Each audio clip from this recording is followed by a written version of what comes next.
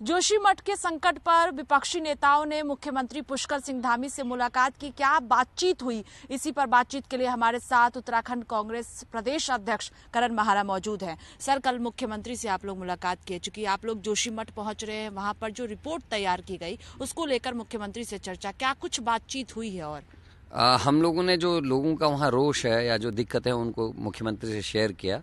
लोगों का ये कहना था कि वन टाइम सेटलमेंट होना चाहिए बद्रीनाथ की तर्ज पर। जैसे एक नाली पर 76 लाख रुपया बद्रीनाथ में लोगों को दिया गया, उसी तर्ज पर देना चाहिए, क्योंकि वहाँ की स्थिति और ज़्यादा भयानक है। लोगों का रोजगार खत्म हुआ है, मकान खत्म हो गए, उनकी ज़मीनें अब किसी काम की नहीं रही हैं और खतरे में वो लोग रह रहे हैं। इतनी ठंड का टाइम है, तो एक तो वन टाइम सेटलमेंट की बात है। दूसरा, वहाँ के लोगों का ये कहना है कि एक नया जोशीमठ बसाया जाना चाहिए ताकि बद्रीनाथ का अस्तित्व और औली का अस्तित्व भी बना रहे, क्योंकि वर्ल्ड फेमस ये टूरिज्म स्पॉट है। सामरिक दृष्टि से महत्वपूर्ण है क्योंकि चाइना के बॉर्डर से जुड़ा हुआ है, ब्रिगेड वहाँ रहती है और कई यूनिट्स आसपास रहती हैं आर्मी की, जिससे हमारा चाइना बॉर्डर सुरक्षित रहता है। तो वो उस वजह से भी है। और आदि शंकराचार्य की तपोस्थली है, उनकी पीठ वहाँ पर है। साथ में नरसिंह भगवान जो सनातन धर्मियों के इष्ट देवता है, उनका घर है वो। तो वहाँ वो कुबेर जी और हमारे उद्धव जी और माता चंडिका के साथ वहाँ उपस्थित हैं, लगातार वहाँ बने रहते हैं। तो ऐसे आस्था जिसमें 80 करोड़ से ज़्यादा हिंदुओं का आस्था का केंद्र वो जोशीमठ है, उस जोशीमठ का अस्तित्व खत्म हो रहा है, उसकी संस्कृति खत्म होने के कगार पे है। तो उन सारी बातों को लेकर हम मुख्यमंत्री से मिले। डिसमेंटल करने से पहले हमने ये कहा है कि आप डिसमेंटल करने का आपने आदेश दिया है, लेकिन आपको उससे पहले जनता को मुआवजा डिक्लेयर करना चाहिए कि आखिर उनके मकानों, उनकी ज़मीन के बदले उनको क्या धनराशि सरकार देने जा रही है, किस तरीके की राहत दे रही है। तो ये सारे विषय हमने कहा। हमने अफसोस जताया कि मंत्रिमंडल की कोई भी यूनिट, 2-3 मंत्रियों को वहाँ डेरा डालना चाहिए था, कैंप करना चाहिए था, वहीं रहना चाहिए था। हमने पहले दिन वहाँ आदरणीय प्रीतम सिंह जी को कांग्रेस पार्टी ने डेलीगेशन के संग भेजा, जो वहाँ का जायजा लेके लोगों की मांगे सुन के आए। दूसरे दिन आदरणीय हरीश रावत जी, गणेश गोदियाल जी, अनुकृति गोसाई इत्यादि को वहाँ भेजा गया और मैं स्वयं शाम को वहाँ पहुँच गया था। और दूसरे दिन पूरा दिन रात तक हम वहीं रहे, रात्रि विश्राम भी वहीं किया। तो हम लोग लगातार कोशिश कर रहे हैं लोगों के दुख दर्द को बांटने की। हमने अपनी तरफ से अपने जो लोग हैं उनसे राहत सामग्रियाँ भी वहाँ भेजने की शुरुआत की है। सुमित हृदय जी जो हमारे हल्द्वानी के विधायक हैं, उन्होंने वहाँ रात को विश्राम किया। साथ में हमारे राजेंद्र भंडारी जी वहाँ रहे। और बीजेपी के मुख्यमंत्री जी को 8 तारीख लग गई। 3 तारीख से मकान गिरने शुरू हो गए थे और 8 तारीख को मुख्यमंत्री पहुंचते हैं। जो वहाँ के 2021 में जब रिहाणी वाला कांड हुआ था, जब टनल के अंदर फ्लड आया था जिसमें कई लोग मरे, वहाँ के उस समय के जो विधायक थे आदरणीय महेंद्र भट्ट जी, वो इस समय भारतीय जनता पार्टी के प्रदेश अध्यक्ष हैं। वो 9 तारीख को पहुँचते हैं। तो कितनी संवेदनशील है ये सरकार, ये समझने लायक बात है। और हम लोग बहुत चिंतित हैं क्योंकि हम 2 घटनाएं इस उत्तराखंड में घटी।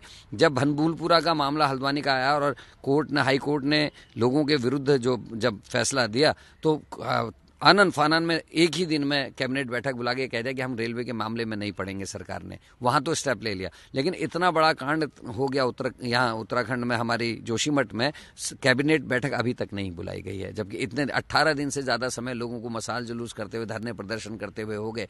बच्चे भूखे रह रहे हैं, पानी नहीं, दूध नहीं, बिस्किट नहीं, बहुत सारी परेशानियां हैं।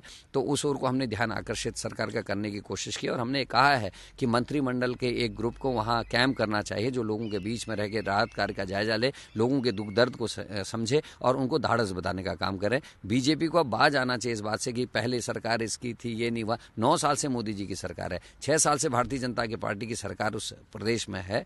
तो ये काम उनको करने चाहिए और इस समय दूसरी पार्टी को ब्लेम करने से अच्छा है कि सरकार अपने जो उनको करना चाहिए उस ओर को ध्यान ज्यादा दे।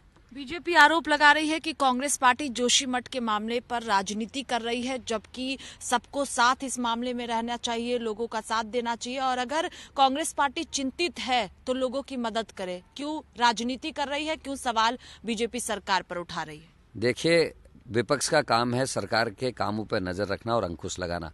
अगर बच्चों को दूध पहुंचाना, बिस्किट पहुंचाना, गरीबों को जो है उनको कंबल पहुंचाना अगर राजनीति है तो कांग्रेस राजनीति कर रही है। अगर लोगों के दुख दर्द बांटने के लिए उनके हर वार्ड में जाके घर घर जाके लोगों से मिलना अगर राजनीति है तो हाँ, कांग्रेस राजनीति कर रही है। हमने पहले दिन आदरणीय प्रीतम सिंह जी को डेलीगेशन के संग भेजा, दूसरे दिन आदरणीय गोदियाल जी और हरीश रावत जी को वहाँ भेजा, अनुकृति गोसाई जी को वहाँ भेजा और मैं स्वयं वहाँ रहा और मैंने एक रात्रि विश्राम भी वहाँ किया, लोगों के बीच में रहा, सारे वार्ड्स में घूम के मैं लोगों से मिला हूँ। अगर ये राजनीति करना है तो हम राजनीति कर रहे हैं।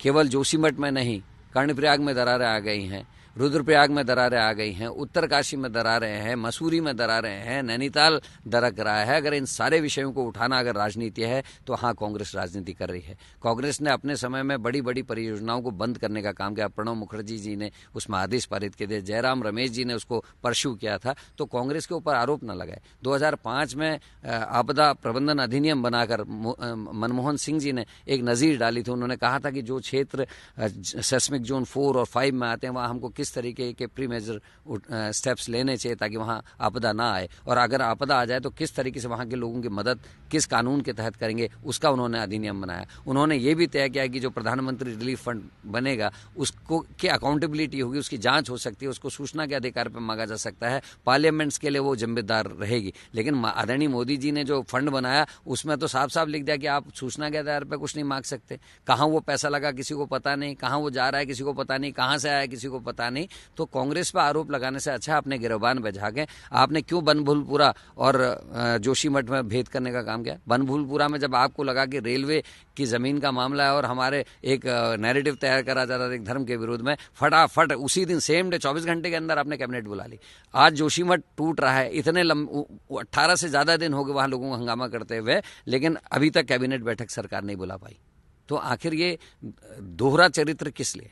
आप जिस धर्म के नाम पर वोटों का ध्रुवीकरण करते हैं उस धर्म के सबसे बड़े आस्था के केंद्र, 80 करोड़ से ज्यादा हिंदुओं का आस्था का केंद्र है जोशीमठ। आदि शंकराचार्य जी की गद्दी, बद्रीनाथ भगवान के 6 महीने का घर, वहाँ के हमारे जो नरसिंह भगवान है सनातन धर्म के जो इष्ट देवता हैं उनका घर, उद्धव जी का घर, माता चंडिका उसमें उनके संग विराजमान है उसी मंदिर के अंदर, और बाहर लक्ष्मी जी विराजमान है क्योंकि अंदर उद्धव जी बैठे उनको बड़ा मानती हैं, तो माता लक्ष्मी बाहर बैठी हैं। ऐसे पवित्र स्थल के साथ इतना बड़ा जो धोखा सरकार ने किया है।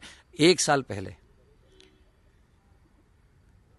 जो टनल में पानी भरा जिसमें कई लोग मरे, हो गया था, सरकार चुप रही। क्यों तब से वहां कुछ कार्रवाई नहीं करी?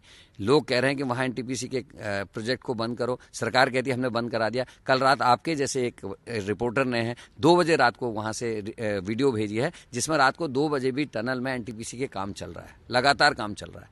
तो ऐसा धोखा जनता के साथ क्यों? जनता आक्रोशित है। आप क्यों कॉर्पोरेट्स का, बड़े घरानों का, जो पैसे वाले घराने हैं उनके पिछलग्गू बन गई है सरकार? क्यों नहीं जनता के संग खड़ा होती? और अगर जनता के संग खड़ा होना राजनीति है तो हाँ, कांग्रेस राजनीति कर रही है। इसके साथ ही एक और आखिरी सवाल है कि आप खुद जोशीमठ पहुंचे हुए थे, वहां पर लोगों से बातचीत भी आपने की है, मौजूदा स्थिति को भी आप समझे हैं, दिल्ली दौरे पर आए हुए हैं, किन किन नेताओं से मुलाकात करेंगे, रिपोर्ट देंगे, जोशीमठ की क्या स्थिति इस वक्त है वो आप बताने जा रहे हैं?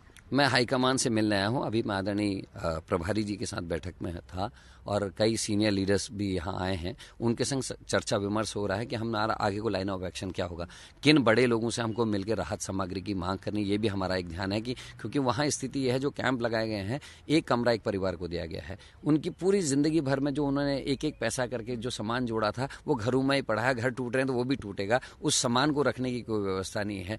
महिलाएं हैं, एक एक कमरे में 15-15, 20-20 लोग हैं, एक टॉयलेट है। किस तरीके से वो जीवन यापन कर रही है, बड़ी दुखद पहलू है। कैटल सेट्स नहीं है, कैटल के लिए फॉडर नहीं है। तो इन सब चीज़ों में हम किस तरीके से वहाँ मदद कर सकते हैं, सरकार को कैसे हम दबाव में लें, कैसे वन टाइम सेटलमेंट की हम बात करें, नए जोशीमठ को बचाने की और पुराने जोशीमठ की संस्कृति को बचाने के लिए कांग्रेस क्या मदद कर सकती है, क्या काम कर सकती है, उन सभी चीज़ों में गहन चर्चा होनी है। परसों रात 2 बजे मैं देहरादून पहुंचा जोशीमठ से। कल हमने तमाम कार्यक्रम करके शाम को मुख्यमंत्री से बात करके अपनी बात रखी है और आज मैं सुबह 4 बजे चल के यहाँ आया हूँ। अभी यहाँ जितने भी हम लोगों को जो भी सुझाव दिए जाएंगे, जो डायरेक्शन दिए जाएंगे, उनको लेकर मैं वापस देहरादून लौटूंगा और आगे का लाइन ऑफ एक्शन हम तय करेंगे। राष्ट्रीय अध्यक्ष से भी मुलाकात करेंगे? थी उनसे मैं वैसे दूरभाष में मैंने उनको सब कुछ डिटेल दे दी है और उन्होंने प्रेस भी की थी। उनकी जानकारी में सब कुछ, जो लगातार मुझसे और जो हमारे वहाँ के राज्य के वरिष्ठ नेतागण हैं उन सब से खड़गे जी संपर्क में हैं और लगातार वो पूछ भी रहे हैं कि क्या करना है। उनके भी जो दिशा निर्देश हमको मिलेंगे हम उसी के ऊपर